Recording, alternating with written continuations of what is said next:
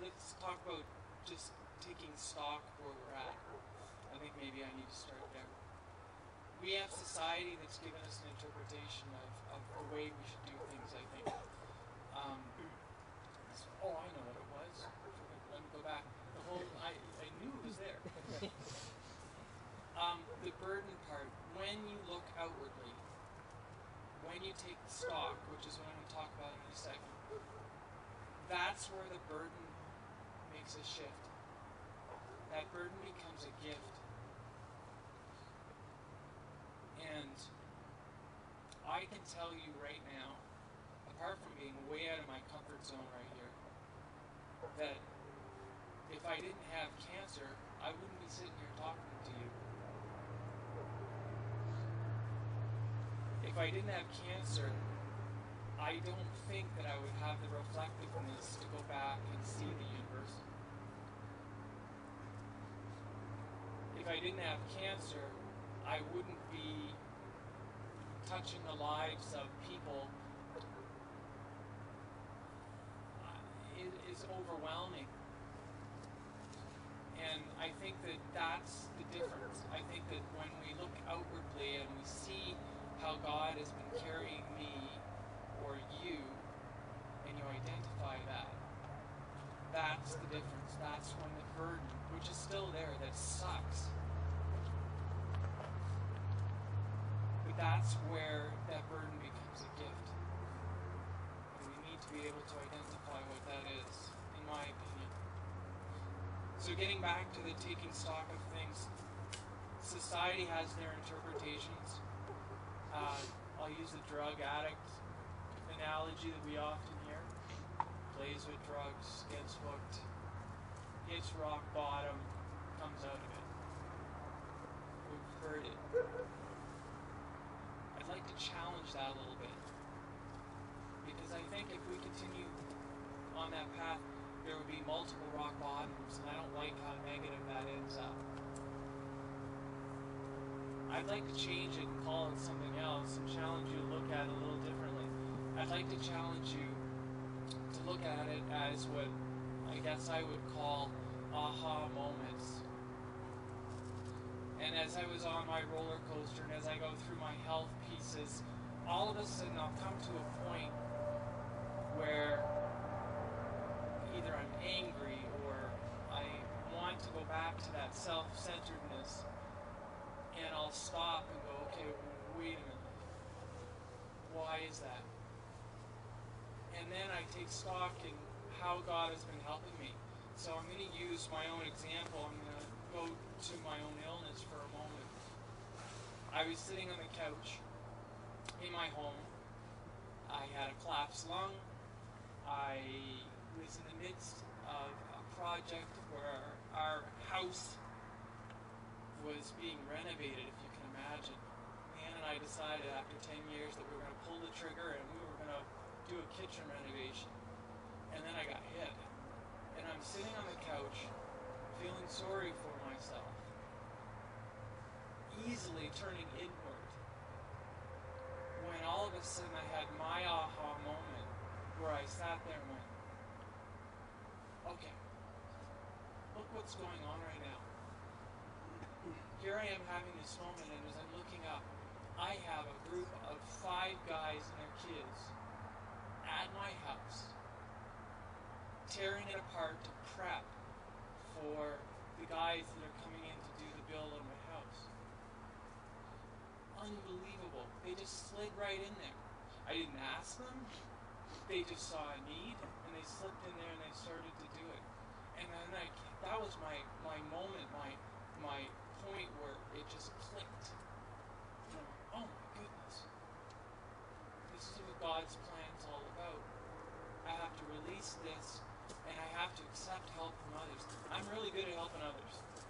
Ask anybody. In fact, probably to a fault. You know, you need something, I'll make sure it's there. I'll get it to you. I'll do what I can. I'll help, phone, whatever. It was really hard to be on the other foot and letting people do it for me. But that was my aha moment, and I've had a bunch of those. And that's the challenge, I guess.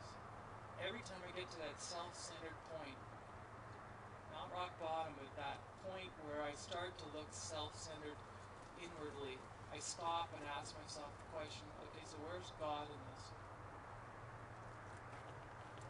And all of a sudden things change. And I start to recognize more about God's plan in my life. Yes, it's not what I want. I want to be healed. I want to live. I was told 2-3 months ago that I would have between 6 months and a year. So when you think about it, I'm 3 months into a 6-month to a year type of lifespan.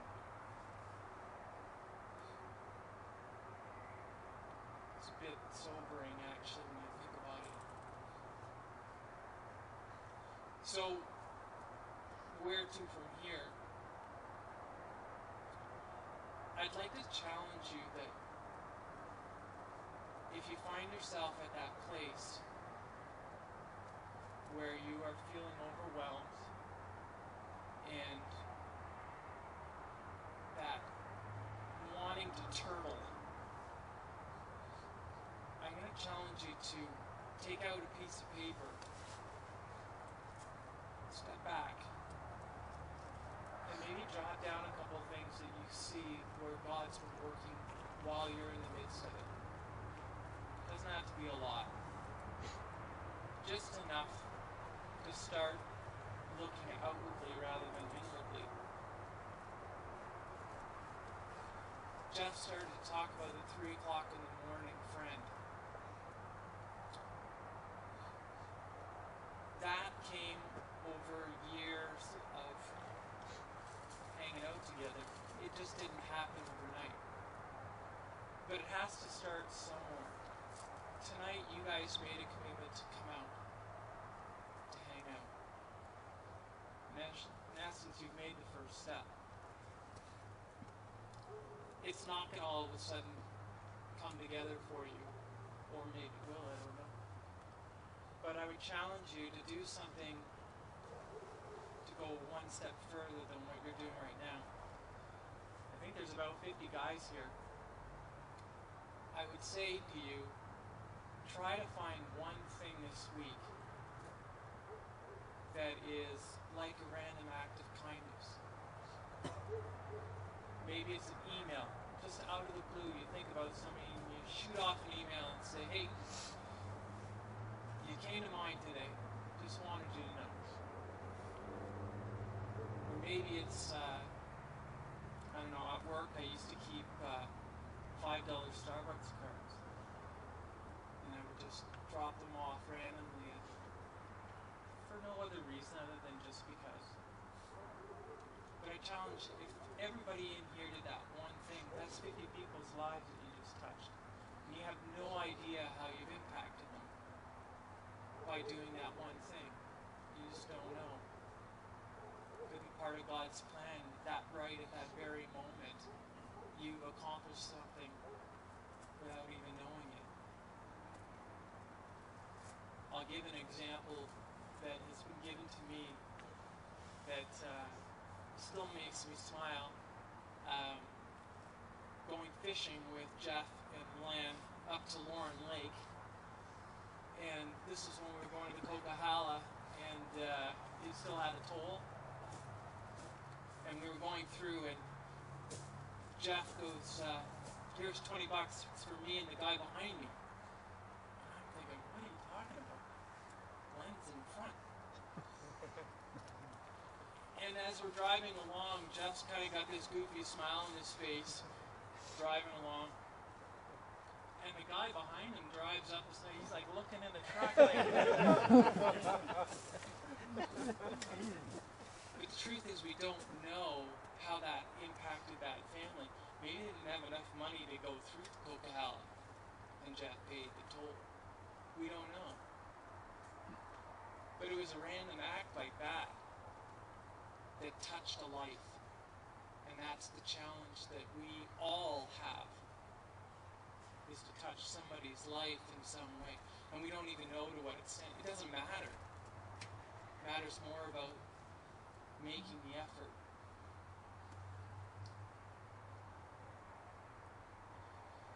The other thing that I suggest doing to try and find a deeper connection is find something like a book study that you're willing to commit maybe once a week or once every 2 weeks with a bunch of guys to get a little bit deeper. We use Purpose-Driven Life, Jeff and I and Jonathan.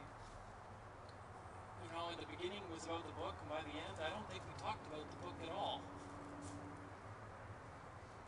But there's a freedom within that as well. If it didn't match up, or we tried it for 6 weeks and it wasn't working, that's okay too. There was a freedom to be able to go. But it's a nice, safe way of getting involved in other people's lives. Just a challenge. In the end, though, that 3 o'clock in the morning person takes work, takes effort, and it takes commitment. And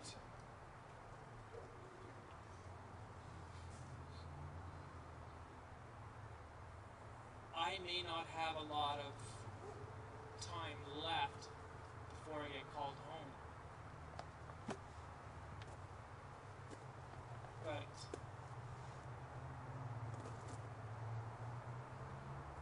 I know that it's so far the gift of cancer has brought me to this place. And even if one of you or two of you make a connection as a result of me sitting here, then it's worth it. I am challenging to step out of your comfort zone. No different than me sitting here right now. I had no idea if I would make it through or not. But I had to work at it. And in the end, I feel that I was doing what I was called to do, to obediently follow in faith. So I just want to close by saying the 3 things that I talked about before. Look for those aha moments and make the list. It doesn't have to be big. You may only ever do it once, but at least you can start by examining where you are in God's plan. Make a decision that one day this week you're going to reach out and touch somebody. It doesn't have to be within this group, but make a commitment that you're going to do that. That you're going to reach out. You're going to make an effort. And the last thing is just be open to whatever comes next.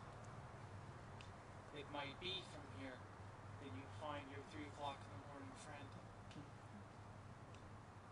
Or it might not be. But at least that you're making a conscious effort to at least look and be open to that. So that you can make an impact. Every single person in here is capable of making an impact. Everybody here has a story. Everybody has something that they're wrestling with. Don't wrestle alone. That's the easy thing to do.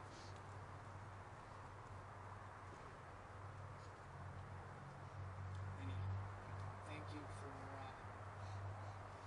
listening.